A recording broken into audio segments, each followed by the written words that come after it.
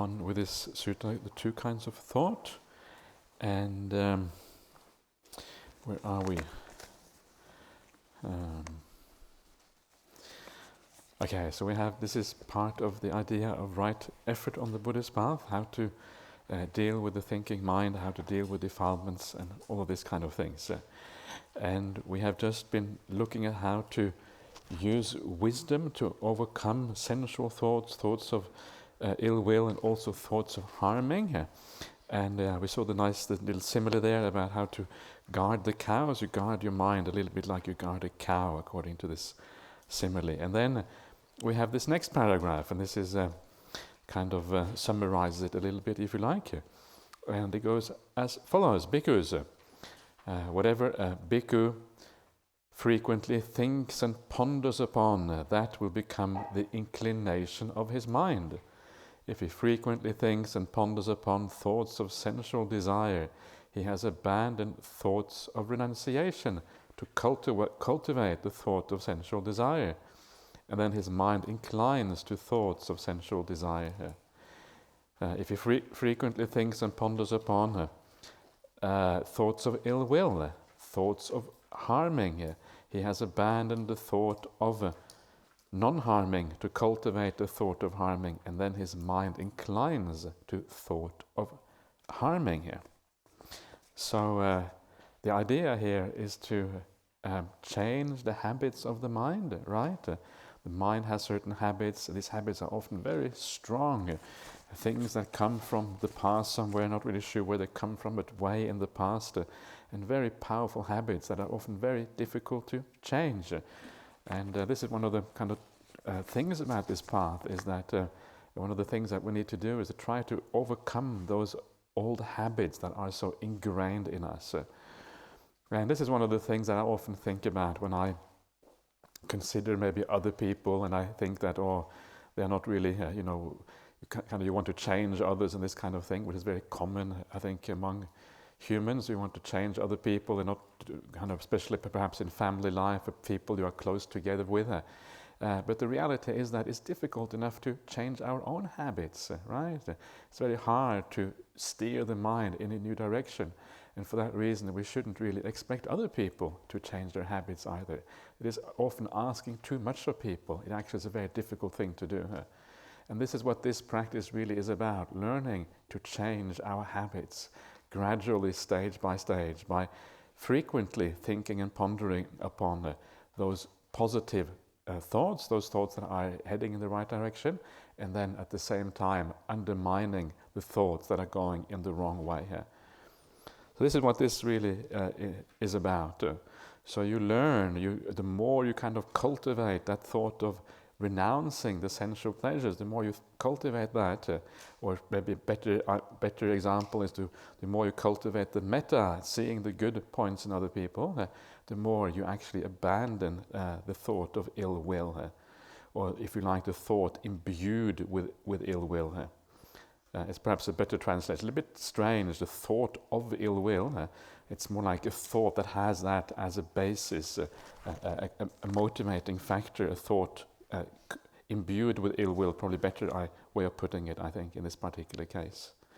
So this is what is so nice about this in one way. It's also so difficult. You have to keep on cultivating and cultivating. The habits are so strong. You're like this freight train, or this this big steam, this big ship on the ocean. You've got a lot of momentum already, and it takes a long time to stop that freight train when it's hurtling along at maximum speed. And the same way with the thinking mind, all that momentum from the past, and often it is very, very deeply ingrained in us. It's the sort of thing we have maybe been doing for who knows how long, maybe for eons we've been kind of having these habits, and now finally we are doing something about it. And it is extremely rewarding, because once you start to change your habits, once you start to go in a different direction, that becomes your new habit, and you can actually feel how it becomes hard to have ill will, or becomes harder anyway. It becomes harder to desire all kind of silly things in life, because your mind actually is heading in a new direction. and that momentum, that habit becomes something else. And because that becomes the new habit, it's actually becoming much easier to be kind, to be caring, compassionate, and all of these things. And that is kind of what this is all about. And then, of course, the whole path kind of falls into place when these things become habits of the mind, and they become natural for you to do all the right things in this way. But it takes perseverance, but it's incredibly worthwhile, because these are the things that we have been just waiting, right? You have been waiting for this opportunity for so long. Now the opportunity is there. Finally you are in the presence of teachings that teach you these kind of things. Now the opportunity is there, so don't waste it. And then we can make these drastic changes. Will have long-term consequences for us for a long time into the future if we make these changes now. This is essentially what this is saying here. So that is what it is about. So we, of course, much of the point here is that you abandon. Here you can see here what you do. You abandon the bad thoughts by thinking the good thoughts. This is the first step on this path towards peace. First of all, we move from bad thinking to good thinking.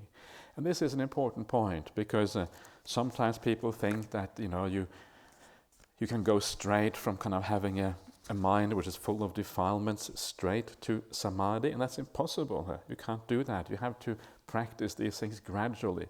This is one of the reasons why this is called the gradual training, because you abandon things in a graduated way, one step at a time. And first of all, we have to deal with the negative aspects of our personality. Once you have dealt with them, and then you kind of build up the good aspects, then you can kind of move on to samadhi, mindfulness, and then samadhi as a consequence of that. You have to do it in the right sequence, otherwise it's not going to work. Otherwise it just becomes suppression. It becomes something which can kind of blow up again at any time, and it doesn't really work, and it just becomes painful and problematic, the whole process. And this, I think, is a very important point to understand, this graduatedness of the training. There is a nice sutta that I've read out in the past about this, which is the sutta on the earth remover, I think it's called, and it's basically about how to refine gold. And it tells you that gold has to be refined in a certain process, starting off by taking out the coarser defilements out of the gold, middling defilements, the refined defilements, and eventually the really fine defilements. And if you don't follow the right sequence, it's not going to work. Yeah, so you start off by just getting your basic sila into shape, then you deal with your thinking mind, then you deal with the refined aspects of the thinking mind, the last kind of defilements, yeah? And then eventually you attain samadhi as a consequence of all of that. So there is a sequence, there is like an art to this, a science almost, if you like, to getting these things right. So that is this idea then again of making these things a habit. This is where we're trying to go. And then once you make them into the habit, then what happens next is the following. So now we move on to the next paragraph, the 2 paragraphs down. As I abided thus, heedful, energetic, and with effort, a thought of renunciation, in other words, of non-desire, arose in me. I understood thus. This thought of renunciation has arisen in me. This does not lead to my own affliction, to others' affliction, or to the affliction of both. It aids wisdom, does not cause difficulties, and leads to extinguishment. If I think and ponder upon this thought for even for a night, even for a day, even for a night and day, I see nothing to fear from it. But with excessive thinking and pondering, I might tire the body. And when my body is tired, the mind becomes strained. And when the mind is strained, it is far from stillness. So here, then we have come to the point where the mind has been purified of those negative thoughts, at least for the most part. And there is no problem really with these thoughts. They don't have those bad consequences as the negative ones. and yet you have to go beyond even the good thoughts. That is what he's saying here.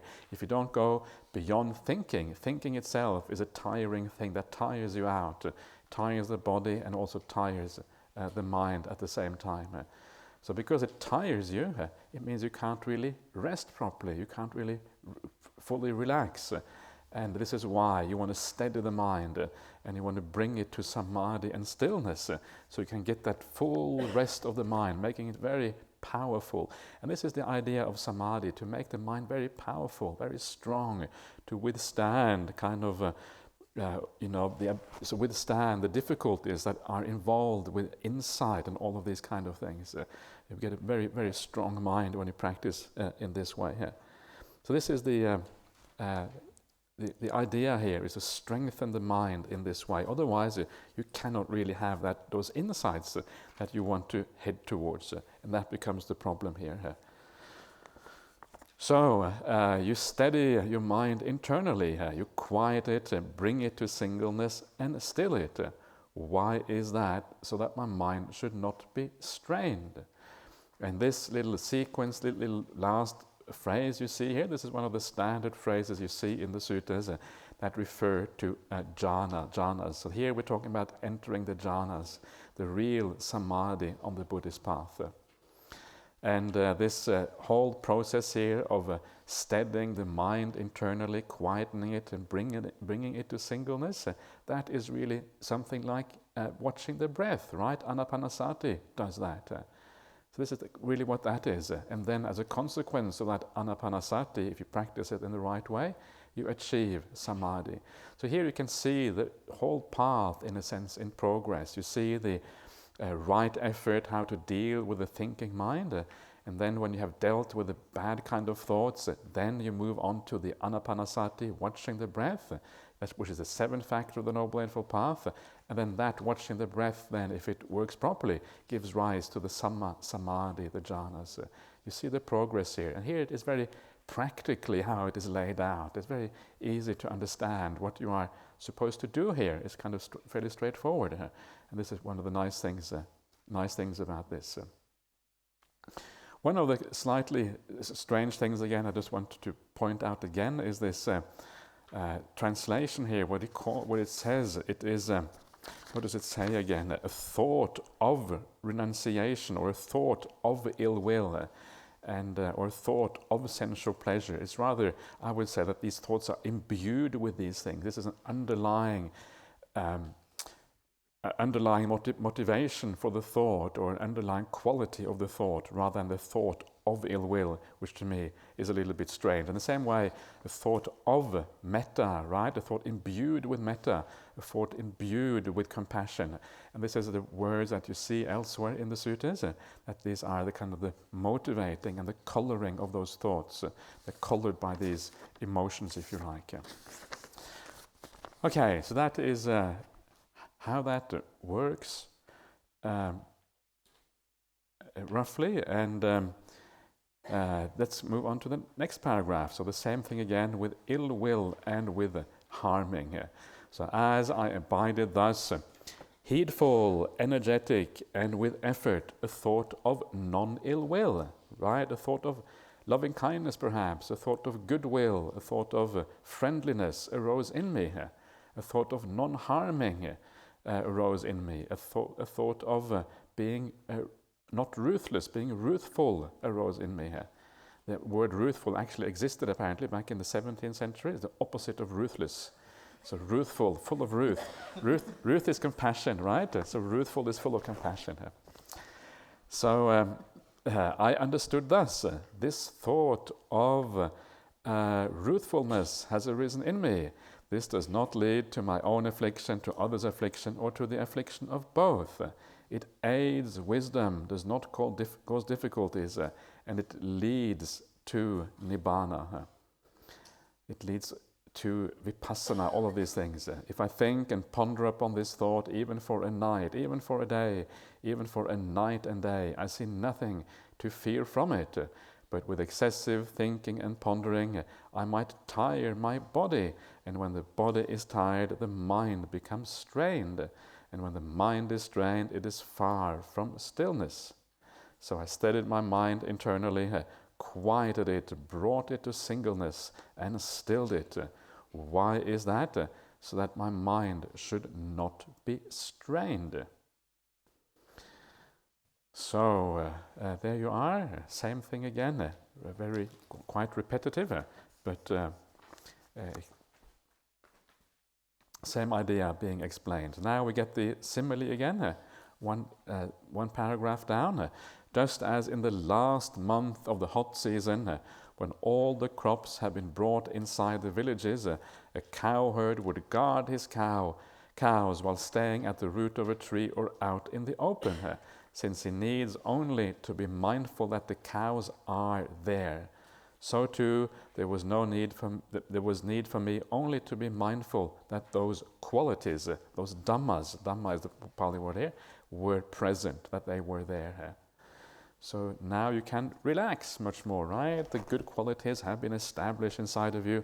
All you can just sit back and have a bit of mindfulness to make sure that the qualities are present, but there's nothing you have to do because the qualities are okay here. And then when you sit back and then you do your meditation practice, it just happens because the mind is ready for the meditation and everything kind of happens as a consequence. So you don't have to push the mind around, don't have to push that cow of a mind in any direction, just let that cow kind of just keep on grazing in the right place, and then there's no problems at all. And then we have the same passage again about frequently thinking and pondering, because bhikkhunis, lay men and lay women, whatever someone frequently thinks and ponders upon, that will become the inclination of their mind. If they frequently think and ponder upon thoughts of renunciation, they have abandoned the thought of sensual desire to cultivate the thought of renunciation. And then their mind inclines to thoughts of renunciation. If they frequently think and ponder upon thoughts of non-ill will, metta, goodwill, upon thoughts of harmlessness, they have abandoned the thought of harmfulness to cultivate the thought of harmlessness, and then the mind inclines to such thoughts. So that is where we are trying to get. And when all of these things happen, then the reason, by the way, that I'm swapping these paragraphs around is because as always, I always like to look at the parallel versions of the suttas in different languages, and the Chinese version of the sutta, the simile comes before that other paragraph, and it kind of fits quite well with the sequence. So maybe that was the original sequence of these paragraphs. That's why I swapped them around like that. Just to keep you informed of what I'm doing. When you see me doing weird stuff, I'll just have you be clear about what's going on. Okay, then we have the very last paragraph. Actually, it goes on quite a bit longer, the sutta. It goes on because the Buddha then talks about how he took this all the way to his awakening, right? When he became the Buddha. But this is the last part because it's a bit too early still to go all the way to the end. But then we have this last one. Tireless energy was aroused in me, and unremitting mindfulness was established. My body was tranquil and untroubled, my mind stilled and unified. And this is what happens when you abandon those negative states of mind. The mind becomes pure, and then that tireless energy arises. It's a nice word, isn't it? The tireless energy, the energy which is always there, the energy which is strong, which you can apply, and it doesn't really, well, eventually it will tire, of course, but there's a feeling of it being tireless as you come to this particular stage, and you just keep on applying yourself. And if you keep on practicing samadhi like that, it will be tireless because it will always be available to you. Of course, once you start interacting with people, you start getting tired again soon enough.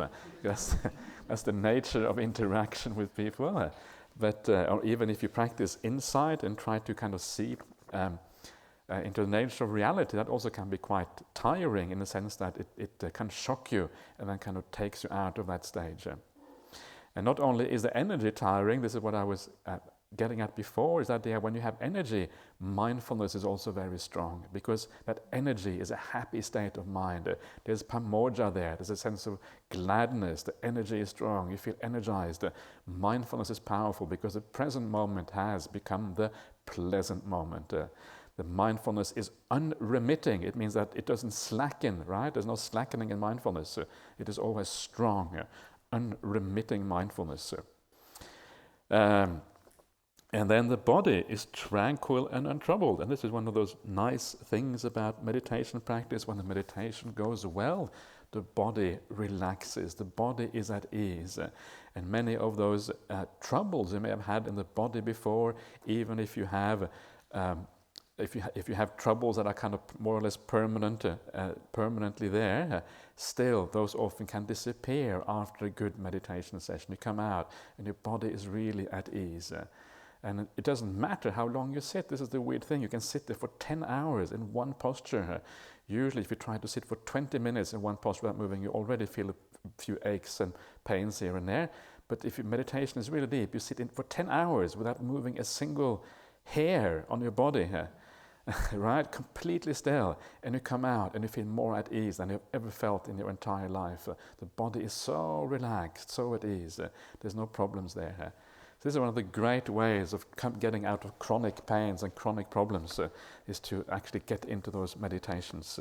The body becomes untroubled. And the mind is stilled and unified. The mind is one-pointed. The mind is not distracted. It's malleable, wieldy, workable, ready to do the work of insight and discovering the truths of reality. That is what is going on there. Okay, so that is this wonderful sutta about the two kinds of thoughts, the Veda Vitakka Sutta. And now I will move on to a little bit more on this subject, more about how to remove the negative thinking of the mind. The Vitakka Santana Sutta, this is the sutta which comes after the previous one. So Majjhima Nikaya number 20. And so this is more on the same topic. So, thus have I heard, on one occasion the Blessed One was living at Savatthi in Jeta's Grove, Anathapindika's park. There he addressed the bhikkhus thus: "Bhikkhus, Venerable Sir," they replied, and the Blessed One said this: "Bhikkhus, when a bhikkhu, bhikkhuni, lay follower is pursuing the higher mind, from time to time they should give attention to 5 things, 5 objects, 5 signs, 5 marks, 5 nimittas is the Pali word. What are the 5? So here we are talking about someone who is pursuing the higher mind. The higher mind is the adhicitta in Pali, and the adhicitta basically means samadhi. It's the mind that enters samadhi, the jhanas and these kind of things. That is what the meaning of the word higher mind here. So this is how you get to that higher mind, right? So this is all about how to get really to the end of the Noble Eightfold Path itself. And it really revolves around this idea of purifying the mind from defilements.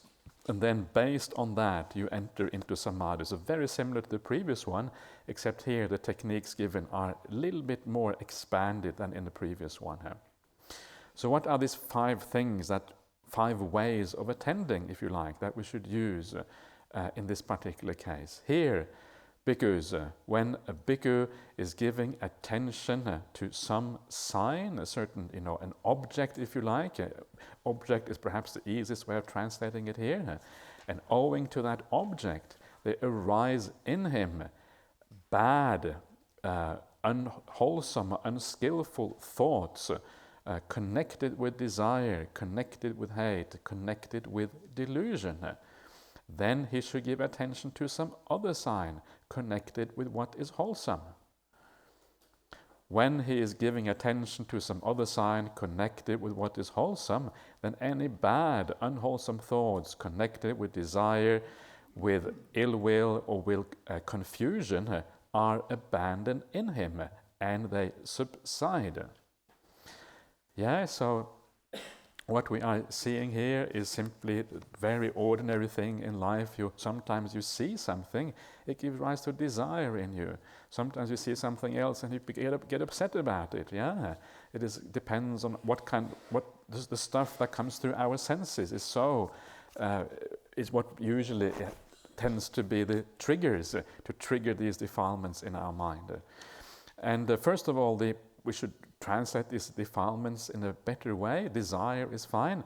Hate really should be ill will. Hate is a very strong emotion, and ill will is much more appropriate in this case. Delusion, I would say confusion is better here, because delusion we usually reserve for the root problems, the root distortions of the mind, not seeing non-self and that kind of thing. Yeah. This is how I would translate these words to make them more meaningful and immediately accessible to us. So when we kind of go about our things in ordinary life, things come, we see things, we hear things, whatever it is, and these qualities arise as a consequence, yeah? Or not just in your ordinary life, you sit in your meditation practice and suddenly some memory comes up or something from the past, and wham, there you are, kind of defilements coming with it straight away. I'm sure you all know exactly what I'm talking about. It's kind of very, what happens to everybody pretty much, except if you are really, really, really advanced on this path. So because of that, so you have to deal with it, whether it is in meditation or in ordinary life, you have to find a way of dealing with these things. And this is then the first way of dealing with this. And that is that you just shift your attention. You shift it to something else, to another sign that is connected with what is wholesome. So what is this other sign? And that other sign could be anything. It could be another object altogether. So if you are kind of some person is giving you is causing difficulties for you, you start talking to somebody else, right, or something like that, or you give attention to somebody else, or you are thinking about a certain person and you think about somebody else instead. This is one way of doing that. But one other way, which is probably more profound and more useful, is not to shift the object, stay with the object, but look at the object in a different way. Because we have to learn, especially when it comes to people, we need to learn how to deal with people in such a way whereby that ill will, desire, etc., does not arise in our minds. So you see the good quality in that person. You forgive them for the negative qualities. You understand. You have compassion for the problems that may be there. And then, of course, you abandon that whole thing while you are kind of staying with the same object, just looking at the object in a different way. And this is more powerful because it means that in the future, when you come back to this object in the future, that tendency to ill will, to desire, whatever it is, will be lessened, and there will be less of a problem there. If you just look away, it's not going to have the same power to resolve things in the future. So that is really all there is to it, right? It's fairly straightforward. But of course, as I was saying this morning, the only way that this actually works, the only way you can shift your attention and look in a different place, in a different way, it is only going to work if you have tried a little bit in the past. You know what you're doing. You know what it means to shift your attention. You have thought about the good qualities of the other person, right? You haven't kind of just dismissed it. Yeah, no, they are just, you're so upset with them, you only want to see their bad qualities, you don't want to see the good stuff in them. This is what it's like. We judge people according to how we feel about them. So you have actually put in a bit of effort into that, and then you have the ability to bring back that memory, that perception from the shelf, you bring it down, and then you kind of impose that onto that object, and then the thing disappears. So as it always takes a little bit of training, a little bit of work with our perceptions, and this is really where this comes in. And then, of course, bang, the bad state just vanishes into thin air, into thin mind, into the empty mind. Thin air and empty mind, maybe that's kind of similar. It vanishes in the empty mind, and all you have left with is the positive thing instead. And that is what this is all about. And then, what comes next then is that with the abandoning of them, his mind becomes steadied internally, quieted, brought to singleness and stilled. So while you're sitting in a meditation, First of all, as you start out, you have some bad thoughts that are not very useful. Then you abandon them using some of these techniques. And as these thoughts are abandoned, then it's almost as if that samadhi starts to happen by itself. The breath becomes clear and you kind of just move forward easily because the hindrances are gone. Just as a skilled carpenter or his apprentice might knock out, remove, or extract a coarse peg by means of a fine one, so too when a bhikkhu gives attention to some other sign, connected with what is wholesome, etc., his mind becomes steadied internally, quieted, brought to singleness, and stilled. The coarse peg, of course, being the bad thoughts, the fine peg being the good thoughts. And of course, the fine peg, you have to get rid of that one as well, but that's kind of easy. It's the coarse peg that is hard to get rid of. And then when that fine peg is there, all you have to do is to watch your breath a little bit, and then things start to become very beautiful and peaceful when you do that. So this is method one. This method is often called substitution. You just substitute one way of looking at the object with another way. And as always, it's very important to catch ourselves early. This is why mindfulness is so important, right? The more clear your awareness is, the more power that mindfulness has, the more ability you have to catch it, nip it in the bud, as they say, straight away, as it is about to blossom out.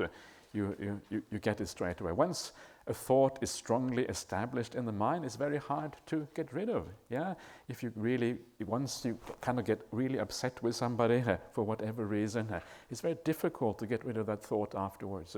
Or you get a strong desire for something, very hard to get rid of once it is established. So it's so important to get these things early, and this is where mindfulness comes in. You see where your mind is heading, going down the wrong Eightfold Path, right? Heading towards miccha this and miccha that, and eventually things going in the wrong direction towards more suffering instead.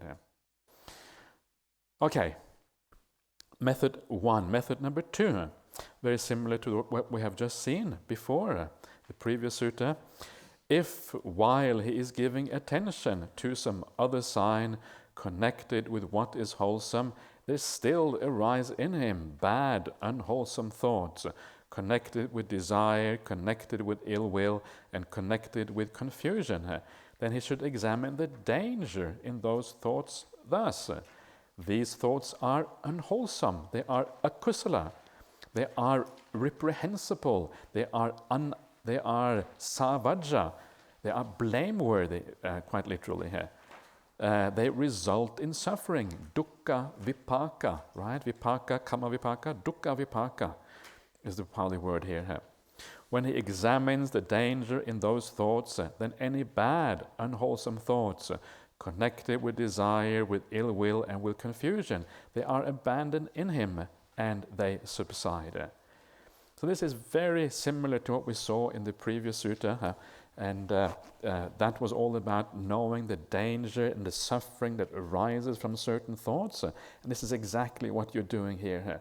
If something is akusala, kusala means like unskillful. If something is unskillful, it is a little bit like ayoniso manasikara. You're thinking in the wrong way, and because of that, more suffering and problems arise as a consequence.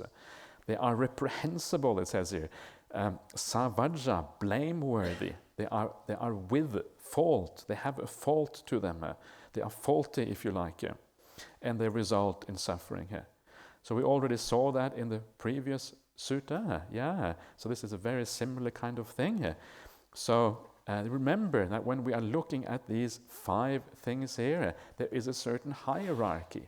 Everything in Buddhism is hierarchical. Every sequence has a reason. Everything is savyanjanang. Everything is well proclaimed, right, with the right phrasing in the sutta. So there is a purpose to everything. Nothing is really random. So it means that the first method here is really the most powerful one. So it means very often that you have already understood the danger in these things. You have the alternative perception just waiting to be used whenever the bad perception arises, and you apply that straight away. You use this idea of substitution. But sometimes it doesn't work. Sometimes you have to first of all, learn how to see the danger in these things. You have to reflect on that. The first method isn't strong enough, and then you sit down and you reflect on it more purposefully. And this is what is happening here in the second method. So the second method is what you apply if the first one doesn't work. Then you apply the second one. It's hierarchical. The first one is the most powerful one. Bang, it's just gone, and your mind is wholesome, right? And then the second one is where you have to kind of apply yourself a bit more, thinking about this carefully with the yoniso manasikara to get to the right spot. So one after the other here. So, and then this is true for the remaining three as well. They come afterward. They are kind of further down the scale, if you like. So then you abandon them according to what we saw in the previous sutta. And when you do abandon them, the mind becomes steadied internally, quieted, brought to singleness, and stilled. Just as a man or a woman, actually it should be just as a woman or a man. In this case, the iti, the woman, comes first, and purisa comes afterwards.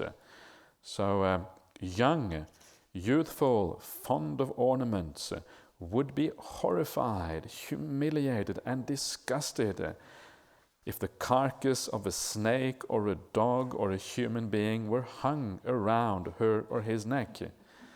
Yeah, it's really, really powerful stuff. So how would you feel if a carcass of a dog or a snake was hung around your neck? Would you say, "Oh yeah, no worries, that's fine"?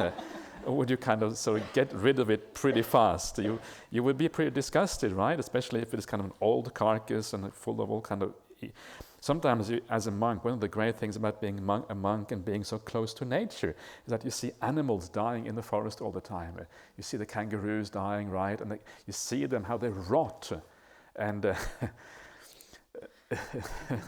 it's not very nice to see this. In the beginning, they look really intact. But after only a couple of days, it just starts stinking and they're crawling with maggots and all of this kind of thing. It's really a very disgusting sight. And you get this. This is what you see basically, what it's like when something dies like this, and the body becomes extremely repulsive at that particular stage. And it is in a sense, it is good to see, right? This is the nature of the body. This is what it's like. And then eventually, there's nothing left. Eventually, just bones remaining. It doesn't take long, a few days, and that kangaroo is just reduced to bones, pretty much. A little bit of skin, perhaps, but that's about it. So anyway, that's a bit of a sidetrack.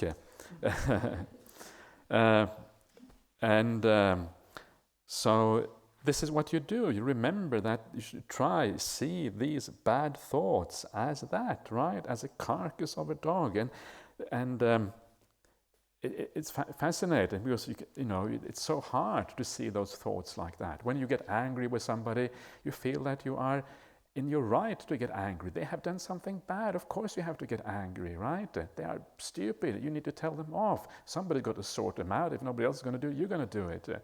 Or something like that. Or desires, it's just happiness and just kind of enjoying myself, and these kind of things. And to actually see these things as a carcass of a dog hanging around your neck, kind of hanging around your mind, if you like. Actually, it is quite difficult, but very, very useful to think like that, because when you think like that, you realize that these things cause you far more suffering than a carcass of a dog. Carcass of a dog is not a big problem. You just go and have a shower afterwards and you're okay again. You can't. But this thing here, this is much more insidious. This stuff kind of is going to leave a stain for lifetimes to come afterwards. Yeah, you're creating bad habits in your mind, and these things come back and bite you and stink also in future lives. And this is the problem with these things. The very powerful idea there, how to look at these kind of thoughts. Almost too powerful. It's almost hard to understand. So that's what happens then, and when you examine that danger, then they become steadied internally, quieted, brought to singleness, and stilled. And if that doesn't work, method number 3. If, while he is examining the danger in those thoughts, there still arise in him bad, unwholesome thoughts connected with desire, connected with ill will, and connected with confusion, then he should try to forget those thoughts. He should not give attention to them.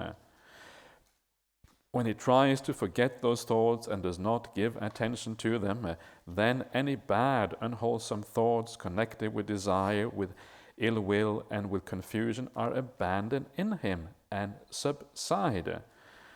And here the idea, I think, is just that you sit in meditation and a bad thought comes up and you just kind of ignore it and you just stay with the breath. You can see it's there, but no, just, okay, stay on with the breath and you just do that. I think that is kind of the idea here. So you don't pay any attention to it. You can see it coming up, but you kind of ignore it essentially. Or you just keep on doing whatever else it is that you happen to be doing at the time, and you just ignore that thought in your mind. So, then with the abandoning of them, again the same thing. It becomes steadied internally, quieted, brought to singleness, and stilled. Just as a man with good eyes who did not want to see forms, in other words, shapes, right? Certain shapes that had come within range of sight, would either shut his eyes or look away. So too, when a bhikkhu tries to forget those thoughts and does not pay attention to them, his mind becomes steadied internally, quieted, brought to singleness, and stilled as a consequence. So you shut your eyes. This is like forgetting them. Forgetting, this is like not having any mindfulness about them, taking away your mindfulness from those things. It's very similar to not giving attention to them. So you just forget about those things. So this is the third way, right? If the other ways don't work, then this is what you do. You don't pay any attention to that thought. Every one of these is getting weaker. Every one of these methods gets weaker as you move down. And by far the most powerful ones are the first two. These are the ones where we really should put the effort in to act according to the first two methods here. As you go down the list, it becomes weaker and weaker and weaker. But sometimes you don't have much choice. You just have to use those weaker methods. And very often it is like a waiting game. You just have to wait for those thoughts. They have kind of inhabited your mind and taken over your mind like some ghost or something, taken over your mind, and they kind of, you can't get rid of them anymore. So you just have to wait. And this is what this next one is about. This is like the waiting thing. You have to wait for these things to disappear. If while he is trying to forget those thoughts and not give attention to them, there still arise in him bad, unwholesome thoughts connected with desire, connected with ill will, and connected with confusion, then he should give attention to the stilling of the thought formation of those thoughts. Vitakka sankhara santana. And what this means, and this may not be very obvious what that means, the thought formation, what it means is the will power, right? The will which lies behind those thoughts, the volition, the intention, the choice that you make to actually think those thoughts. And this is kind of one of the almost like scary things about these negative thoughts, is that usually we choose to actually think these things. There is a choice. These thoughts don't arise on their own. At some point we have the intention to think these things. Of course, the intentions themselves are often very automatic. They're very heavily conditioned. Yet still, at some point there is a choice happening. And that choice is, okay, I'm going to think these negative thoughts. You see some image, some negative perception that you don't like, and then the mind makes that choice to think negative thoughts about it. So because of that, there is a momentum, there's something that drives that thinking mind. That is the intention, that is the volition, the will behind it. It is driven by these things. And of course, because there is a driver behind these thoughts, because there's something that makes them arise, they don't come out of nothing. They're not just like, random things that happen inside of us. Because of that, it's possible to withdraw that will. It's possible to withdraw that intention. And if you and this is what so much of meditation is about. Meditation is about sitting back and waiting here. Because when you wait, when you just sit back, when you are passive, when you are like the passenger on the train, just looking out of the window, just seeing the landscape passing by, that landscape being like the breath, right?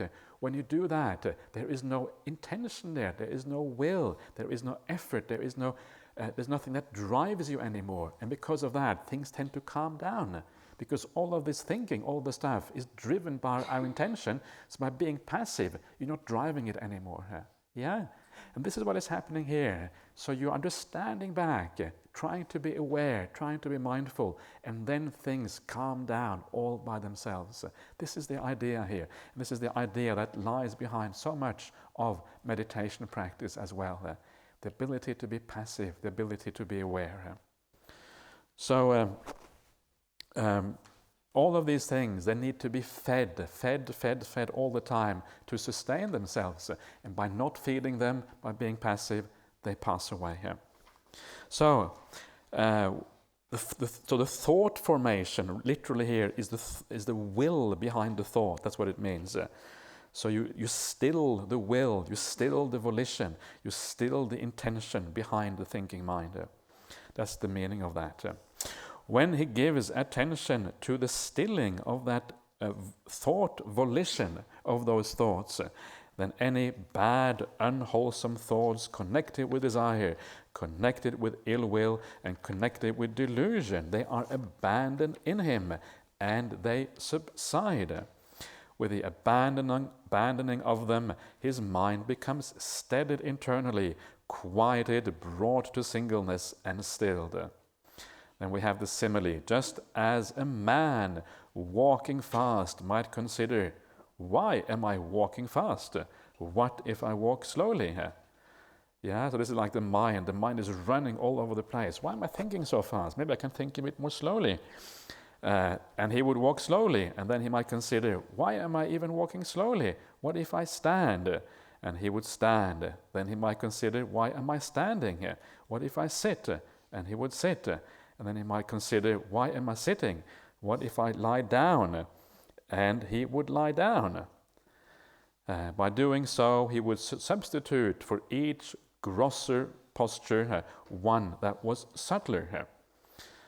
So you can see what is going on here. And what is going on is that when you withdraw and you are just a passive observer, the nature of the mind is to slow down because you're no longer feeding it. And this is how you sometimes can get rid of even the most persistent thinking in the mind, the persistent negative thinking that sometimes obsesses even the best of people. You get rid of it by just standing back, allowing it to die away. Eventually the momentum and the power of that thought will just die away on its own. And that is what you are doing here. But this can sometimes take a while, especially if you are busy and many things happening. It can take a while for things to kind of die down on their own like this. This is the idea here. This is the fourth method, so coming fairly down on the list. And now... then again, he gives attention to this, and then his mind becomes steadied, internally quieted, brought to singleness, and stilled. And now we come to the last method. And remember, this is the last method. And this is where finally willpower is finally allowed a little bit of a room to kind of deal with things if it becomes too obsessive and too difficult. So if, while he is giving attention to the stilling of the thought volition, the volition in the thought, the will in the thought, of those thoughts, there still arise in him bad, unwholesome thoughts connected with desire, connected with ill will, connected with confusion. Then, with his teeth clenched and his tongue pressed against the roof of his mouth, he should beat down, constrain, and crush mind with mind. When, with his teeth clenched, his tongue pressed against the roof of his mouth, he beats down, constrains, and crushes mind with mind, then any bad, unwholesome thoughts connected with desire, with ill will, and with confusion are abandoned in him and subside. So this is the sort of thing you do if you have some really tendencies inside of you which are really bad. In particular, right? If you kind of want to go and kill somebody or something like that, then you have to use this method to stop yourself. Otherwise, you're going to make a lot of bad karma. So that is where that comes in. But the problem is, and this is a very big problem in meditation and anyone who is very sincere on the spiritual path, we tend to go to this last method first, right? You know what I mean? You go around your daily life and some unpleasant thought, and you think, oh, I don't want to think that, and you kind of push it aside using willpower instead of using these other methods, which are much better, of looking at the good qualities, thinking of the dangers. Instead, we tend to go straight to this one and use that force, the willpower in the mind. But it should be the last resort when we're absolutely desperate and we are afraid of being reborn in a bad destination because of some of these bad thoughts. That is when we use this one. And it is quite dangerous because sometimes people overuse the willpower. It leads to repression, it leads to all kind of problems. So we have to be very careful with these kind of methods. So please remember that it is the last resort. It is definitely not the first resort. And very often we have to learn to undo some of our bad habits of using this kind of thing as a first resort rather than as a last resort. And then you are doing it here according to how the Buddha talks about this. Okay. Then he says that if he does that, then what happens? Then his mind again becomes steadied internally, quieted, brought to singleness, and stilled. Just as a strong man might seize a weaker man by the head and shoulders and beat him down, constrain him and crush him. So too, with his teeth clenched and tongue pressed against the roof of the mouth, a bhikkhu beats down, constrains and crushes mind with mind. And then your mind becomes steadied internally. Well, hopefully, quieted, brought to singleness, and concentrated. So quite a violent image there, in fact, from the suttas. So, and then the sutta ends off. It goes a little bit further. It ends off by saying that if you practice in this way, you become master of the pathways, the master of the ways of your thinking mind. And whatever thought you want to think, that is what you think. And whatever thought you don't want to think, you don't think that. And you become become in charge of your own mind. And what a wonderful thing that is, to be in charge of your own mind, right? Often we feel as if the mind is in charge of us, and it's not really the case. It's just that bad habits from the past keep on coming back to us. And one day your mindfulness is so strong, your ability to deal with these things are so powerful, as you feel in charge of your mind instead. What a delightful idea of being in charge of one's mind rather than always being under the thumb of one's past habits and bad personality traits. So, there you are, the 5 ways of dealing with unwholesome thoughts. And again, remember there is a sequence here. So use the first 2 ones as much as you possibly can. And the last ones are more like they're kind of more like a sense when things don't really work out, that's when you use these last ones. So that is all for now. Tomorrow I'm going to look at one of my other favorite suttas from the Pali Canon. I never get tired of reading the suttas, even though I read them a lot, because they always remind me of what I have to do. And I need that reminder. I think we all need that reminder. And so every time I read them, I try to read them with a fresh eye and with a fresh kind of view to take on board perhaps even more of the information that is in. There's always more to be learned from these beautiful similes and beautiful ways of dealing with things. But anyway, that will be coming tomorrow morning. So in the meantime, keep on enjoying yourself, and we'll see you again at 7:30 tonight.